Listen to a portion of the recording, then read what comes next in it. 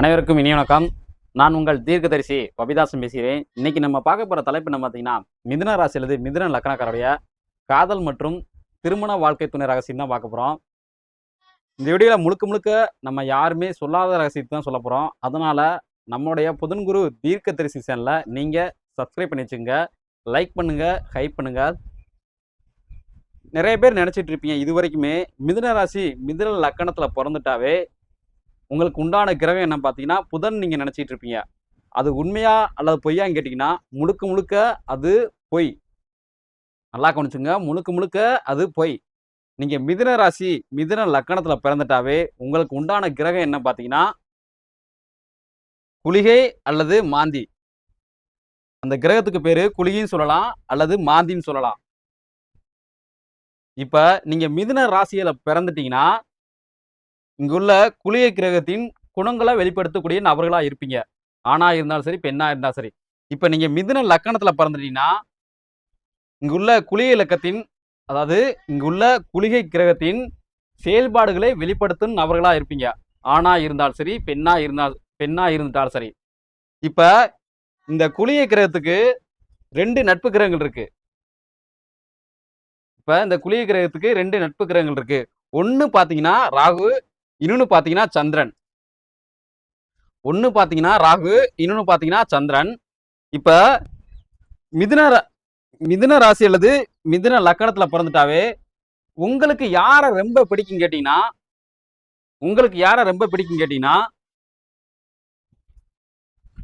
இங்க இருக்கிற சந்திரனை தான் ரொம்ப பிடிக்கும். நல்லா கவனிச்சுங்க, நீங்க மிதுன ராசி அல்லது மிதுன லக்கணத்தை பிறந்துட்டாவே உங்களுக்கு யாரை ரொம்ப பிடிக்கும் கேட்டீங்கன்னா இந்த குளிகை கிரகத்துக்கு இந்த சந்திரன் கிரகத்தை தான் ரொம்ப பிடிக்கும். இங்க இருக்கிற ராகு கிரகத்தை விட இங்க இருக்கிற சந்திரன் கிரகத்தை தான் ரொம்ப பிடிக்கும். அதாவது நீங்க மிதுன ராசி அல்லது மிதுன லக்கணத்துல பிறந்துட்டாவே இங்க உள்ள சந்திரனை தான் லைக் பண்ணுவீங்க. நீங்க மிதுன ராசிக்காரவளா இருந்துட்டீங்கன்னா சந்திரனுக்கு கீழே, அதாவது சந்திரனை ராசியா கொண்ட ஆண்களையும் சரி பெண்களையும் சரி விரும்பக்கூடிய நபர்களா இருப்பீங்க. நீங்க மிதுன லக்கணத்துல பிறந்துட்டீங்கன்னா சந்திரன் கிரகத்தின் கீழே செயல்பாடுகளை வெளிப்படுத்தும் நபர்களை நீங்க காதல் செய்யும் நபர்களா நீங்க இருப்பீங்க. இப்ப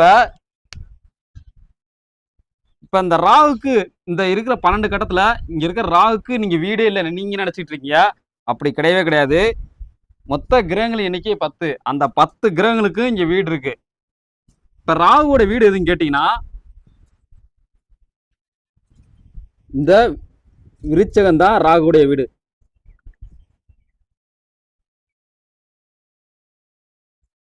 விருச்சிகம். இப்ப சந்திரனோட வீடு எதுன்னு கேட்டீங்கன்னா இங்க உள்ள கடகம் தான்.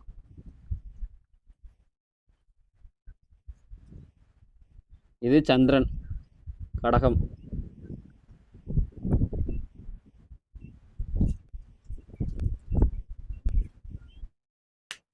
காதலுக்கு முழுக்க முழுக்க வெற்றியை தரக்கூடிய கிரகங்கள் என்னன்னு கேட்டீங்கன்னா மொத்தம் 4 கிரகங்கள் இருக்கு. காதலுக்கு அதாவது வெற்றியை தரக்கூடிய கிரகங்கள் மொத்தம் 4 இருக்கு. காதலுக்கு தோல்வியை தரக்கூடிய கிரகங்கள் 4 இருக்கு. இப்ப காதலுக்கு முழுக்க முழுக்க வெற்றி தரக்கூடிய கிரகங்கள் என்னன்னு கேட்டீங்கன்னா காதல் அல்லது திருமண வாழ்க்கையில்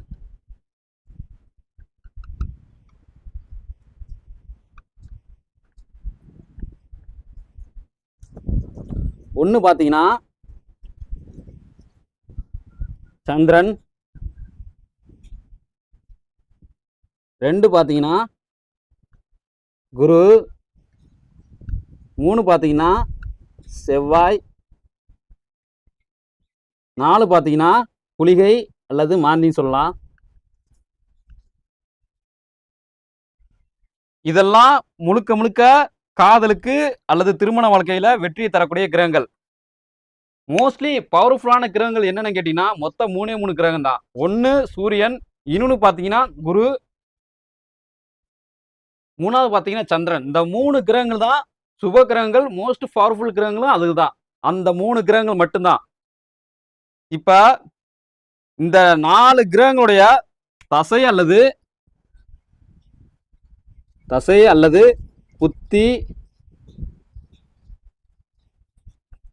அந்தாரம், சூட்சமம்,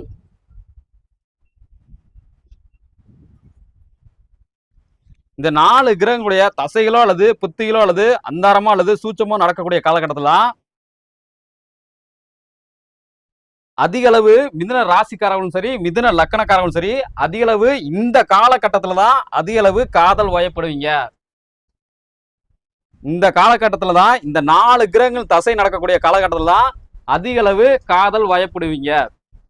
இப்ப நீங்க மிதுன ராசியில பிறந்துட்டீங்கன்னா கண்டிப்பா உங்களுக்கு குளிகை தசை நடக்கும். ஏன்னா லக்னாதிபதி யார் வேணாலும் வரலாம். இங்க இருக்க மிச்ச 9 கிரகங்கள்ல யார் வேணாலும் லக்னாதிபதியா உங்களுக்கு வரலாம். அதனால கண்டிப்பா உங்களுக்கு இங்க இருக்க குளிகை தசை நடக்கும். கண்டிப்பா உங்களுக்கு இங்க இருக்க குளிகை தசை நடக்கும். ஆனா இதே நீங்க மிதுன லக்கணத்துல பிறந்துட்டீங்கன்னா கண்டிப்பா உங்களுக்கு குளிகை தசை நடக்காது. ஏன் கேட்டீங்கன்னா லக்கணத்திலேயே குளிகை இருக்கிறதுனால அதனால உங்களுக்கு குளிகை தசை நடக்காது. அதுல இருந்து தான் தசையெல்லாம் ஸ்டார்ட் ஆகும். அதனால முழுக்க நீங்க அந்த பிறப்புல ஆணா இருந்தாலும் சரி பெண்ணா இருந்தாலும் சரி குளிகை மாதிரி தான் செயல்பட்டு போயிட்டே இருப்பீங்க. அதுல இருந்து தான் உங்களுக்கு தசைகள்லாம் நடக்க ஆரம்பிப்பீங்க. கிட்டத்தட்ட மிதுன ராசிக்காரர்களுக்கு குளிகை தசை நடக்கும், மிதுன லக்கணக்காரர்களுக்கு குளிகை தசை நடக்காது. இப்ப இதெல்லாம் முழுக்க சொல்லிட்டேன். காதல் அல்லது திருமண வாழ்க்கைக்கு வெற்றியை தரக்கூடிய கிரகங்கள். இதுல நல்லா கவனிங்க. இங்க இருக்க 4 கிரகத்துல இந்த சந்திரன் குருவும் கிட்டத்தட்ட இல்லற வாழ்க்கைக்கு காராத்துவான கிரகங்கள் என்னன்னு கேட்டீங்கன்னா முழுக்க குரு வந்து பாத்தீங்கன்னா 100% இல்லற வாழ்க்கையில காதலுக்கு வெற்றியை தரக்கூடிய ஒரு கிரகம். இங்க இருக்க சந்திரனை பாத்தீங்கன்னா கிட்டத்தட்ட 99% காதல் அல்லது திருமண வாழ்க்கைக்கு வெற்றியை தரக்கூடிய ஒரு கிரகம். இவங்கன்னா பாத்தீங்கன்னா இங்க இருக்க செவ்வாய் பாத்தீங்கன்னா கிட்டத்தட்ட ஒரு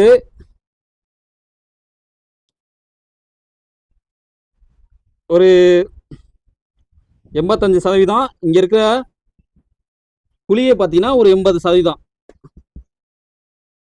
அதே மாதிரி நல்லா கவனிச்சுங்க. நீங்க மிதுன ராசி அல்லது மிதுன லக்கணத்துல பிறந்து உங்களோட பிறப்பு நிலையில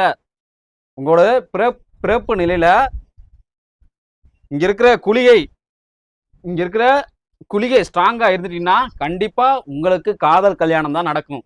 இதுல எந்த ஒரு சந்தேகமும் உங்களுக்கு வேண்டவே வேண்டாம். நீங்க மிதுன ராசிக்காரர்களா இருந்தாலும் சரி, மிதுன லக்கணக்காரர்களா இருந்தாலும் சரி, நீங்க மிதுன ராசியில பிறந்து மிதுன லக்கணத்திலே பிறந்து இங்க இருக்க குளிகை ஸ்ட்ராங்கா இருந்துருச்சுன்னா கண்டிப்பா உங்களுக்கு காதல் திருமணம் தான் நடக்கும். ஏன்னா நான் ஆல்ரெடி சொல்லிட்டேன், காதல் அல்லது திருமணத்துக்கு வெற்றியை தரக்கூடிய கிரகங்கள் என்னன்னா நீங்களாவே இருக்கீங்க. அப்ப கண்டிப்பா இந்த 15 to 30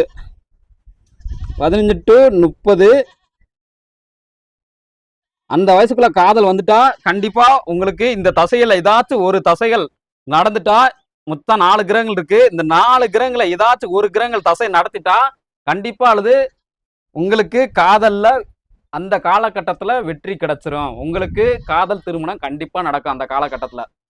இப்ப முழுக்க காதலுக்கு தோல்வியை தர, அதாவது காதல் அல்லது திருமண வாழ்க்கைக்கு பெரிய அளவுல தோல்வி தரக்கூடிய கிரகங்கள் என்னன்னு கேட்டீங்கன்னா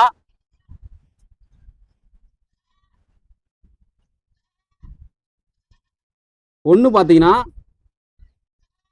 சூரியன், 2 பாத்தீங்கன்னா சனி, 3 பாத்தீங்கன்னா சுக்கிரன், 4 பாத்தீங்கன்னா கேது. நல்லா கவனிச்சுங்க. முழுக்க இதெல்லாம் காதல் அல்லது காதலா இருந்தாலும் சரி, திருமண வாழ்க்கையில இருந்தாலும் சரி, முழுக்க ஒரு கிட்டத்தட்ட ஒரு 90% கிட்ட தோல்வியை தரக்கூடிய இந்த 4 கிரகங்கள் 90% அளவுக்கு தோல்வி தரக்கூடிய கிரகங்கள். மித்த 10% தான் பாசிட்டிவ் தரும், மித்த 90% நெகட்டிவ் தந்துடும். அந்த கிரகங்கள் எல்லாமே செயல்பாடுகள் எல்லாம் நெகட்டிவா போயிடும். அதனால நீங்க மிதுன ராசியில பிறந்து அல்லது மிதுன லக்கணத்துல பிறந்து இந்த 4 கிரகங்கள் ஸ்ட்ராங்கா இருந்துட்டாவே உங்கள் காதல் வாழ்க்கையில அல்லது திருமண வாழ்க்கையில கண்டிப்பா பிரச்சனை ஏற்பட போகுது. உங்களுக்கு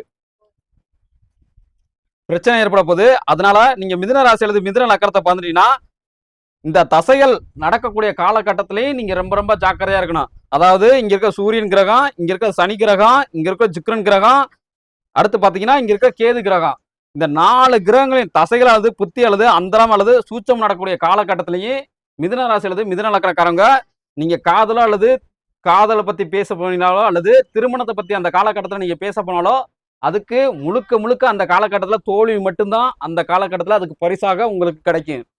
ஏன்னா அந்த காலகட்டத்தில் முழுக்க முழுக்க அது வெற்றி கிடைக்காது. ஏன்னா வெற்றியை குடிக்கக்கூடிய கிரகங்கள் என்னன்னு பாத்தீங்கன்னா இங்க இருக்கிற நாள் தான், இங்க இருக்கிற நாள் கிடையாது. இப்ப நீங்க மிதுன ராசியில மிதுன லக்கணத்தை வந்து உங்களுக்கு யாரை ரொம்ப பிடிக்கும் கேட்டீங்கன்னா கடகராசிக்காரவங்கள அல்லது கடக லக்கணக்காரவங்கள தான் ரொம்ப பிடிக்கும் நான் சொல்லிட்டேன். கடகம் ராசி அல்லது லக்னம், இது பாத்தீங்கன்னா விருச்சகம்,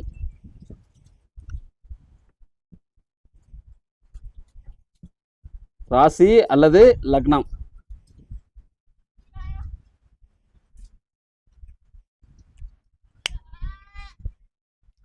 இப்ப மிதுன ராசி அல்லது மிதுன லக்கணத்தை பிறந்து இங்க கடகராசிக்காரவளை தான் அல்லது கடக லக்கணக்காரவளை தான் உங்களுக்கு ரொம்ப பிடிக்கும் நான் ஆல்ரெடி சொல்லிட்டேன்.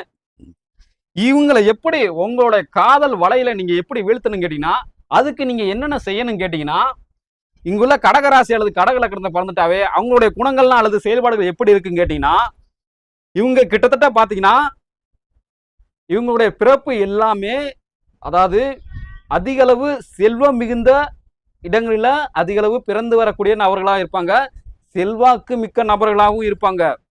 நல்லா கவனிச்சுங்க, மிதுன ராசி அல்லது மிதுன லக்கணத்தை பிறந்தவங்க செல்வம் மிகுந்த நபர்களாகவும் இருப்பாங்க, செல்வாக்கு மிக்க நபர்களாகவும் இருப்பாங்க.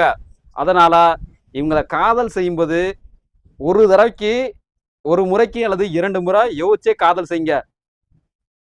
ஏன்னா இங்க உள்ள சந்திரன் கிரகத்துக்கு அதிக அளவு காதல் வயப்படக்கூடிய ஒரு கிரகம்.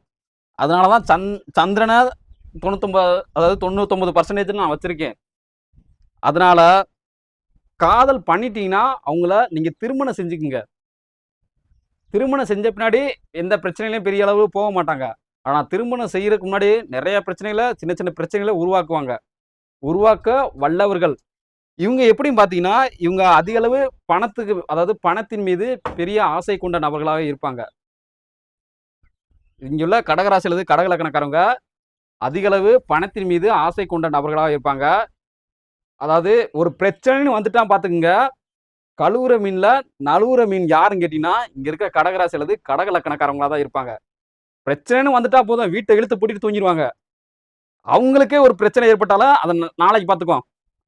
நீ அதாவது வடிவில் ஒரு படத்துல ஒரு காமெடி சொல்லுவாரு பாத்தீங்களா, நீ ஏரியாவுக்கு வந்து பாடா நான் யாரும் காட்டுறேன், ஓ ஏரியாக்கே வந்துட்டு நான் என்னடா பண்ணுவேன், என் வீட்டுக்கு வந்து பாடுறா. அந்த கதையாத்தான் இருக்கும் இந்த கடகராசி அல்லது கடக லக்கணத்தை பிறந்தவங்களோட குணங்கள் அப்படித்தான் இருக்கும், செயல்பாடுகளும் அப்படித்தான் இருக்கும். அதனால நீங்க மிதுன ராசி அல்லது மிதுன லக்கணத்தை பார்க்கும்போது இவங்களை நீங்க காதல் அல்லது திருமண வாழ்க்கைக்குள்ள ஈஸியா இவங்களை நீங்க வீழ்த்திடலாம். ஆனா கொஞ்சம் நீங்க முயற்சி செய்யணும், கொஞ்சம் பணப்பகட்டை காட்டத்தான் செய்வாங்க இங்க எல்லாம் கடகராசி அல்லது கடக லக்கணக்காரங்க. அதனால நீங்க கொஞ்சம் பொருளாதாரத்துல இல்லட்டாலும் பரவாயில்ல இருக்கிற மாதிரி அவங்க முன்னாடி காட்டிக்கிங்க, அவங்க முன்னாடி இருக்கிற மாதிரி நீங்க காட்டிக்கிங்க, அதுவே போதும். ரெண்டாவது பாத்தீங்கன்னா இவங்க கொஞ்சம் ரொம்ப ஒரு சுயநலவாதிகளா இருப்பாங்க, தன்னை மட்டுமே ஒரு யோசிக்கக்கூடிய ஒரு நபர்களா இருப்பாங்க. நீங்க எப்படின்னு கேட்டீங்கன்னா 2 மிக்சடா இருப்பீங்க. ஒவ்வொரு நேரம் உங்களை பத்தி யோசிப்பீங்க, மித்த நேரத்துல வந்து பாத்தீங்கன்னா அதிக அளவு உங்களை பத்தி நீங்க பெருசா யோசிக்க மாட்டீங்க, மற்றவங்களை பத்தி யோசிக்கக்கூடிய நபர்களா தான் இருப்பீங்க. ஆனா இங்க இருக்க கடகராசி அல்லது கடக லக்கணக்காரங்க அப்படி கிடையவே கிடையாது. முழுக்க முழுக்க முழுக்க ஒரு சுயநலவாதி கிரகம் என்னன்னு கேட்டீங்கன்னா இங்க இருக்க சந்திரன் மட்டும்தான். அதே மாதிரி கடகராசி அல்லது கடக லக்கணக்காரங்களுக்கு பெரிய அளவுல அன்புனா இருக்காது. அவங்களுக்கு அதாவது உடல் வேகம் இயக்கினா மட்டும்தான் நீங்க காதல்ல ஜெயிக்க முடியும். அன்பால அவங்கள வீழ்த்து நினைச்சீங்கன்னா அது உங்களுடைய முட்டாள்தனம். உங்களுக்கு அன்பு இருக்கும், நல்லா தெரிஞ்சுக்க, மிதுன ராசி அல்லது மிதுன லக்கணக்காரங்க உங்களுக்கு அன்பு இருக்கும். ஆனா இங்க இருக்கிற கடகராசி அல்லது கடக லக்கணக்காரருக்கு அன்பு இருக்குமா கேட்டீங்கன்னா சுத்தமா இருக்காது. அவங்கள ஒண்ணு நீங்க பணத்தால வீழ்த்தலாம், முடிஞ்சா மட்டும்தான் வீழ்த்த முடியும்.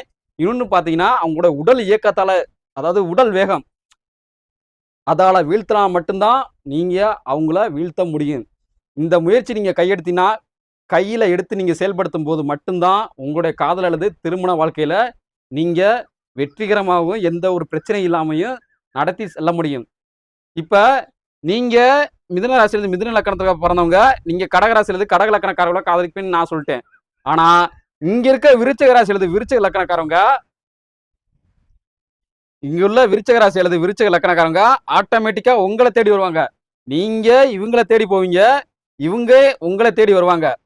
இவங்களுடைய குணங்கள்லாம் என்ன பார்த்தீங்கன்னா, அதே மாரி நீங்க கடகராசி, கடக லக்கணக்காரங்கள கல்யாணம் பண்ணீங்கன்னா, நீங்க கண்டிப்பா யோகம் இல்லாத நபர்களா தான் இருப்பீங்க. நீங்க நீங்க யோகம் இல்லாத நபர்களா தான் இருப்பீங்க. ஆனா, இங்குள்ள விருச்சிக ராசி அல்லது விருச்சிக லக்கணக்காரர்கள நீங்க கல்யாணம் பண்ண போறீங்க பார்த்தீங்கன்னா, நீங்க கண்டிப்பா யோகம் உள்ள நபர்கள். இங்குள்ள கடகராசிக்காரர்கள நீங்க கல்யாணம் பண்ணும்போது, அவங்களுடைய செயல்பாடுகள நீங்க பெரும்பாலான செயல்பாடுகளையும், குணங்களையும் சகிச்சுட்டு போனா தான் உங்களுடைய வாழ்க்கைய நீங்க வாழ்ற மாரி இருக்கும். ஆனா, இங்குள்ள விருச்சிக ராசி அல்லது விருச்சிக லக்கணக்கார குணங்கள நீங்க எதுவுமே செய்ய வேணாம். நீங்க தான் அந்த குடும்பத்த எடுத்து செயல்படுத்தக்கூடிய நபர்களா நீங்க தான் இருப்பீங்க. ஏன்னா, இங்குள்ள ராகுக்கு பெருசா எதுவும் தெரியாது. ஏன்னா, விருச்சிக ராசி அல்லது விருச்சிக லக்கணத்துல பொறந்துட்டாவே, ராகு ராகு அதாவது ராகு கிரகத்தின் குணத்தை வெளிப்படுத்தும் நபர்களா இருப்பாங்க. ராகு கிரகத்தின் செயல்பாடுகளை வெளிப்படுத்தும் நபர்களா தான் இருப்பாங்க. இந்த விருச்சிக ராசி அல்லது விருச்சிக லக்கணத்த பிறந்தவங்க. இங்க மோஸ்ட்லி விருச்சிக ராசி அல்லது விருச்சிக லக்கணக்காரங்க கொஞ்சம் சோம்பேறியா இருப்பாங்க. இவங்க பார்த்தீங்கன்னா சுறுசுறுப்பானவங்க தான். இங்குள்ள கடகராசி அல்லது கடக லக்கணக்காரங்க சுறுசுறுப்பானவங்க. ஆனா, இங்குள்ள விருச்சிக ராசி அல்லது விருச்சிக லக்கணக்காரங்க கொஞ்சம் சோம்பேறியா இருப்பாங்க. இவங்க எப்பவுமே பார்த்தீங்கன்னா, இங்குள்ள விருச்சிக ராசி, விருச்சிக லக்கணக்காரங்க எப்போதுமே ஒரு அதிர்ஷ்டத்த அதாவது அதிர்ஷ்டம் சொல்லுவாங்க பார்த்தீங்களா? அதிர்ஷ்டம் கூரைய பிச்சுட்டு கொட்டும் சொல்லுவாங்க பார்த்தீங்களா? அந்த மாரி ஒரு காலநிலைய எதிர்பார்த்து எப்பவுமே காத்திருக்கக்கூடிய நபர்கள் யாருன்னு கேட்டீங்கன்னா, அது இவங்களா தான் இருப்பாங்க. இங்குள்ள விருச்சிக ராசி அல்லது விருச்சிக லக்கணக்காரர்களா தான் இருப்பாங்க. இவங்கள நீங்க காதல்ல அல்லது திருமண வாழ்க்கையில ஜெயிக்கணும்னு எப்படின்னா கேட்டீங்கன்னா, மோஸ்ட்லி அவங்களுக்கு எதுவுமே தெரியாது. நீங்க யார அதாவது கல்யாணமோ அல்லது காதலோ நீங்க செய்யும்போது, இவங்க 2 பேத்துல யாரு ரொம்ப பெட்டர்ன்னு கேட்டீங்கன்னா, இங்க உள்ள விருச்சிக ராசி அல்லது விருச்சிக லக்கணக்காரங்க தான் உங்களுக்கு ரொம்ப செட் ஆவாங்க. ஏன்னா, கடகம் அப்பப்ப வேலைய காட்டும். இல்லற வாழ்க்கையில அப்பப்ப சின்ன சின்ன பிரச்சனைய காட்ட ஆரம்பிக்கும். உங்களோட பழகிட்டு சைடுல அதாவது அஃபேர இன்னொருத்தரோட அதாவது அந்த மாரி ஒரு செயல்பாடுகள செயல்படுத்தக்கூடிய ஒரு கிரகம் தான் இங்குள்ள சந்திரன் கிரகம். அது ஏதாச்சும் ஒரு கடகராசி அல்லது கடக லக்கணக்காரங்க தான் இருப்பாங்க. எல்லா கடகராசி, கடக லக்கணக்காரங்க இருக்க மாட்டாங்க. ஆனா, இங்குள்ள விருச்சிக ராசி அல்லது விருச்சிக லக்கணக்காரங்க கண்டிப்பா அப்படி செய்ய மாட்டாங்க. உங்கள விட்டா அவங்களுக்கு எதுவுமே தெரியாது இங்க. அதனால இவங்கள நீங்க கல்யாணம் பண்ணணுமா, இவங்கள கல்யாணம் பண்ணணும்னு கேட்டீங்கன்னா, நீங்க விருச்சிக ராசி அல்லது விருச்சிக லக்கணத்த கல்யாணம் பண்ணது ரொம்ப பெட்டரு. நீங்க யோகத்துல பிறந்தீங்கன்னா, கண்டிப்பா நீங்க விருச்சிக ராசி அல்லது விருச்சிக லக்கணக்காரர்கள தான் கண்டிப்பா நீங்க கல்யாணம் பண்ணுவீங்க. நீங்க யோகத்துல பிறக்காத நபர்களா இருந்தா மட்டும் தான், இங்குள்ள கடகராசி அல்லது கடக லக்கணக்காரர்கள கல்யாணம் பண்ணுவீங்க. இவங்களுக்கு பெரும்பாலான அறிவு இருக்காது. அதாவது விருச்சிக ராசி அல்லது விருச்சிக லக்கணக்காரர்களுக்கு பெருசா சொல்லறிவு இருக்காது. அதாவது சொல்லறிவுன்னு சொல்லுவாங்க பார்த்தீங்களா? சொல்லறிவு இருக்காது, தன்னறிவு இருக்காது. எல்லாமே நீங்க சொல்றத மட்டுமே செயல்படுத்தக்கூடிய ஒரு நபர்களா இருப்பாங்க. அதனால நீங்க விருச்சிக ராசி, விருச்சிக லக்கணத்த பிறந்தவங்களே கல்யாணம் பண்றது ரொம்ப ரொம்ப பெட்டர் எனக்கு தெரிஞ்சு. ஸோ ஸோ இது போல பல அருமையான தகவல நீங்க தெரிஞ்சுக்கணும்னு ஆசைப்பட்டீங்கன்னா, நம்மளுடைய புதன் குரு தீர்க்கதரிசி சேனல நீங்க சப்ஸ்கிரைப் பண்ணி வச்சுக்கங்க. அங்க இருக்க பெல் ஐகானை பிரஸ் பண்ணி வச்சுங்க. பாய். மீண்டும் புதிய ஒரு தலைப்பில் சந்திப்போம்.